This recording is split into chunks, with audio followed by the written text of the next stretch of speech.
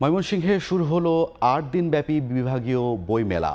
শুক্রবার বিকেলে নগরীর টাউন হল প্রাঙ্গণে ফিতা কেটে ও বেলুন উড়িয়ে বইমেলার উদ্বোধন করেন বিভাগীয় কমিশনার মোহাম্মদ মোখতার আহমেদ। মেলায় ৮টি সরকারি, ৫৭টি বেসরকারি ও ৬টি সেবাধর্মী স্টল ও প্রকাশনা সংস্থা অংশ নিয়েছে। উদ্বোধন শেষে বিভিন্ন স্টল ঘুরে দেখেন বিভাগীয় কমিশনার সহ অতিথিরা।